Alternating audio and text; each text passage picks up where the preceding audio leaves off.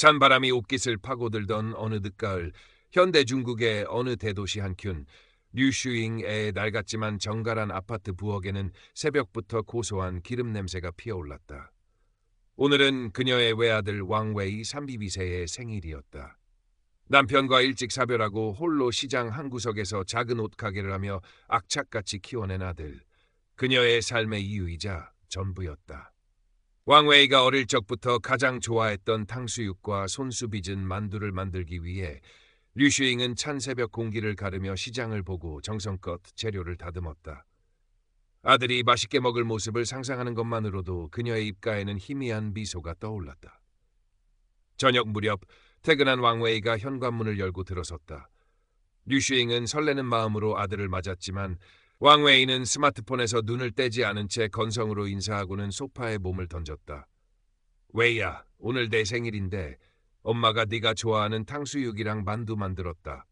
어서 저녁 먹자. 왕웨이는 그제야 고개를 들었지만 그의 표정은 시큰둥했다. 엄마, 요즘 누가 생일에 집에서 밥 먹어요? 친구들이랑 시내에서 약속 있어요. 그리고 리나, 너 오늘 저녁 약속 있고요. 무심하게 툭 던져진 말. 류슈잉은 애써 태연한 척했지만 가슴 한구석이 싸하게 아려왔다. 결혼 전에는 자기 생일이면 엄마가 해준 음식이 세상에서 제일 맛있다며 엄지를 치켜 세우던 아들이었다. 식탁 위에는 정성껏 차려진 음식들이 온기를 잃어가고 있었다. 아들이 결혼한 지 2년, 그는 점점 자신에게서 멀어지고 있는 것만 같았다. 텅 빈 식탁을 바라보는 류슈잉의 어깨 위로 깊은 소외감과 외로움이 그림자처럼 드리워졌다. 시간은 흘러 어느덧 매서운 겨울바람이 도시를 감싸고 중국 최대의 명절인 춘절이 코앞으로 다가왔다. 류슈잉의 마음은 기대와 불안으로 뒤섞였다. 작년 춘절에는 아들 내외가 처가에 먼저 들렀다가 저녁 늦게야 잠시 얼굴만 비추고 돌아갔었다. 올해는 온전히 아들 내외와 함께 따뜻한 명절을 보낼 수 있기를 간절히 바랐다. 그녀는 며칠 전부터 춘절 음식을 준비하며 마음을 졸였다. 그러나 며칠 뒤 걸려온 아들의 전화는 그녀의 기대를 산산조각냈다. 엄마, 이번 춘절에는 저희 못 갈 것 같아요. 리나가 임신 초기라 컨디션이 영 안 좋네요. 아무래도 처가에서 보내거나 그냥 우리 둘이 조용히 보내야 할 것 같아요. 수화기 너머로 들려오는 아들의 목소리는 건조했고 일말의 미안함도 느껴지지 않았다. 류슈잉은 순간 숨이 턱 막히는 것 같았다. 아들이 자신을, 이 집을 완전히 잊어버린 것만 같았다. 자신이 아들의 삶에서 완전히 밀려나 버린 것 같은 절망감이 그녀를 덮쳤다. 전화를 끊고 난 후 류슈잉은 텅 빈 거실에 홀로 앉아 하염없이 눈물만 흘렸다. 정성껏 준비해둔 춘절 음식 재료들이 부엌 한 구석에서 그녀의 슬픔을 말없이 지켜보고 있었다. 며칠 후 류슈잉은 도저히 참지 못하고 아들에게 전화를 걸어 서운함을 토로했다. 웨이야, 어떻게 그럴 수가 있니? 명절인데 엄마는 너희 오기만 기다리고 있었는데. 목소리는 떨렸고 눈가에는 다시 눈물이 맺혔다. 하지만 아들의 반응은 냉담했다. 엄마, 저희도 사정이 있잖아요. 리나가 정말 힘들어요. 그리고 엄마도 이제 엄마 인생을 사세요. 언제까지 저희한테만 매달려 계실 거예요? 아들의 말은 비수처럼 그녀의 가슴에 꽂혔다. 아들은 더 이상 예전에 그 다정하고 살가운 아들이 아니었다. 류슈잉은 깊은 무력감에 빠졌다. 그러던 어느 날 이웃집 장씨 할머니의 권유로 동네 문화센터에 나가게 되었다. 처음에는 내키지 않았지만 집에 혼자 있는 것보다는 낫겠다 싶었다. 그곳에서 스마트폰 활용법도 배우고 간단한 태극권 체조도 따라하며 조금씩 무료함을 달래기 시작했다. 그리고 그곳에서 황 할머니를 만났다. 황 할머니 역시 자식들을 모두 결혼시키고 홀로 지내는 처지였다. 두 사람은 금세 마음이 통했고 서로의 속마음을 털어놓으며 위로를 주고받는 사이가 되었다. 슈잉 동생 자식들은 다 커서 헐헐 날아가는 새와 같은 거야. 우리도 이제 우리 삶을 찾아야지.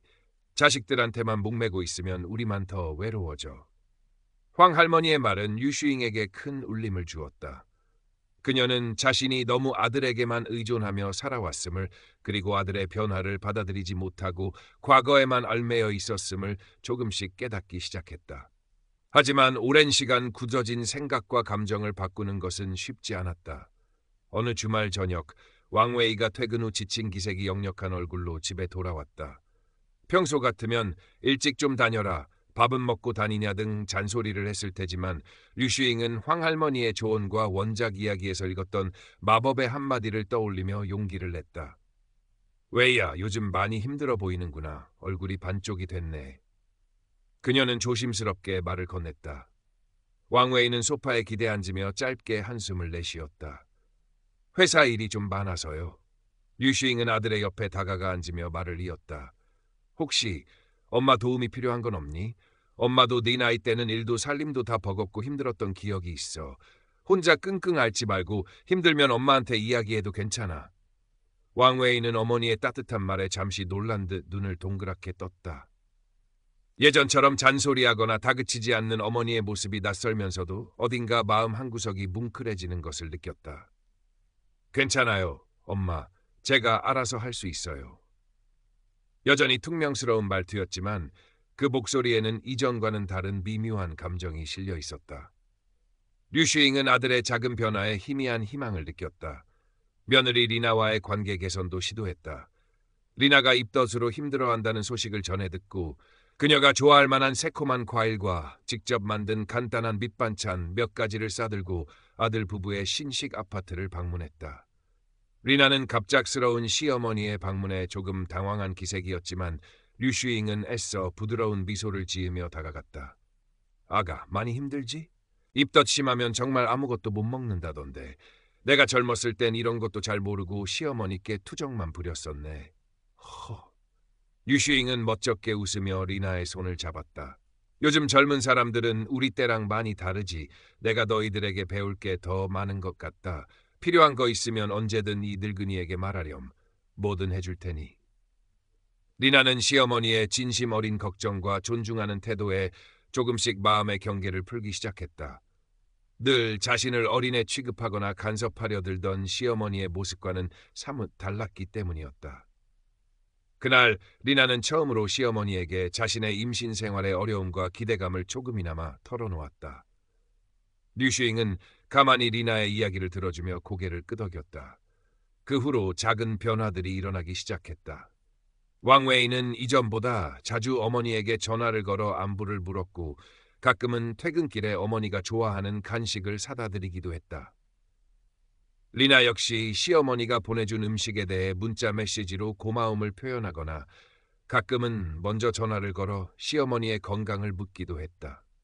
아직은 서먹한 기운이 완전히 가신 것은 아니었지만 이전에 냉랭하고 불편했던 분위기보다는 확실히 온기가 감돌기 시작했다. 류슈잉은 자식들의 작은 변화에 감사하며 조급해하지 않고 꾸준히 자신의 마음을 전달하려 노력했다.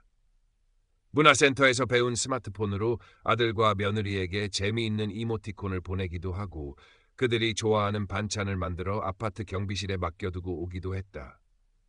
그녀는 더 이상 과거의 아들에게 과거의 관계에 얽매이지 않으려 했었다.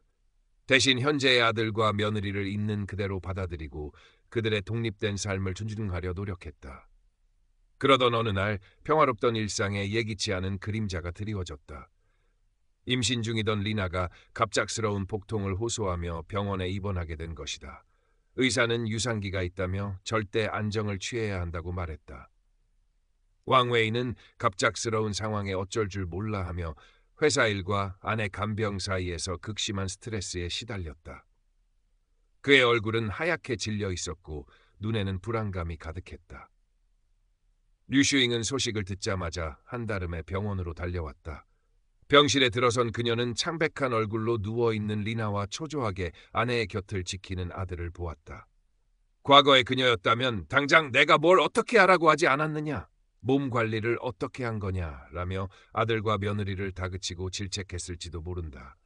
하지만 지금의 류슈잉은 달랐다. 그녀는 아무 말 없이 리나의 침대 곁으로 다가가 창백한 며느리의 손을 가만히 잡아주었다. 그리고 불안에 떨고 있는 아들의 어깨를 다독이며 말했다. 웨이야, 너무 걱정 마라. 다 잘 될 거야.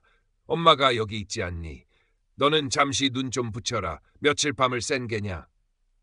그녀의 목소리는 낮고 차분했지만 그 안에는 깊은 위로와 믿음이 담겨 있었다. 왕웨이는 어머니의 따뜻한 말에 그동안 억눌렀던 긴장이 풀리며 왈칵 눈물을 쏟을 뻔했다. 류슈잉은 그날부터 며칠 밤낮으로 병실을 지켰다. 리나가 좋아하는 과일을 깎아주고 입맛이 없을까봐 손수죽을 쑤어 먹였다. 밤에는 간이 침대에서 쪽잠을 자며 리나의 상태를 살폈고 왕웨이에게는 영양가 있는 도시락을 만들어다 주며 그의 건강까지 챙겼다. 그녀는 불평 한마디 없이 묵묵히 아들과 며느리의 곁을 지켰다. 그녀의 헌신적인 모습에 왕웨이와 리나는 깊은 감동과 함께 그동안 시어머니에게 어머니에게 소홀했던 자신들의 모습에 대한 죄송함을 느꼈다. 어느 깊은 밤, 왕웨이는 병실 소파에 지친 모습으로 앉아 꾸벅꾸벅 졸고 있는 어머니에게 다가갔다. 희끗희끗한 머리카락, 깊어진 눈가의 주름, 거칠어진 손마디. 아들을 위해 평생을 헌신해온 어머니의 모습이 새삼스레 가슴 아프게 다가왔다. 왕웨이는 목이 메어 말을 잇지 못했다. 엄마, 정말 고마워요. 그리고 그동안 제가 너무 무심했어요. 정말 죄송해요. 그는 처음으로 어머니에게 자신의 진심을 어렵게 털어놓았다. 류슈잉은 잠에서 깨어나 아들을 바라보았다. 아들의 눈가에는 물기가 어려 있었다. 그녀는 아들의 손을 따뜻하게 잡아주며 말했다. 괜찮다, 아들아. 다 이해한다. 너희가 건강하고 행복하면 그걸로 엄마는 족하다. 류슈잉의 눈가에도 어느새 뜨거운 눈물이 흘러내렸다. 모자는 한동안 아무 말 없이 서로의 손을 잡고 있었다. 병실 창밖으로는 고요한 도시의 불빛들이 별처럼 반짝이고 있었다. 그 순간 그들 사이를 가로막고 있던 보이지 않던 벽이 허물어지는 것을 느낄 수 있었다. 다행히 리나는 며칠 후 건강을 회복하고 무사히 퇴원할 수 있었다. 이 사건을 계기로 류슈잉과 왕웨이 그리고 리나 세 사람의 관계는 이전과는 비교할 수 없을 만큼 깊고 단단해졌다. 왕웨이는 퇴근 후 어머니에게 거의 매일 전화를 걸어 안부를 물었고 주말에는 아내와 함께 어머니를 찾아뵙고 식사를 함께 했다. 리나 역시 시어머니를 진심으로 따르며 편안하게 대했고 임신과 출산에 대한 조언을 구하기도 했다. 류슈잉은 더 이상 아들의 삶에 간섭하거나 과거의 역할에 얽매이지 않았다. 대신 아들 내외의 든든한 지원군이자 따뜻한 안식처가 되어주었다. 몇 달 후 리나는 건강하고 예쁜 아들을 순산했다. 류슈잉은 감격의 눈물을 흘리며 포대기에 쌓인 작고 따뜻한 생명, 그녀의 첫 손주를 품에 안았다. 아기의 작은 손가락이 그녀의 손가락을 꼭 쥐었을 때 류슈잉은 세상 모든 것을 다 가진 듯한 행복감을 느꼈다. 더 이상 명절이나 생일에 형식적인 의무감으로 모이는 것이 아니었다. 그들은 서로의 마음을 나누고 기쁨을 함께하는 진정한 가족이 되어 있었다.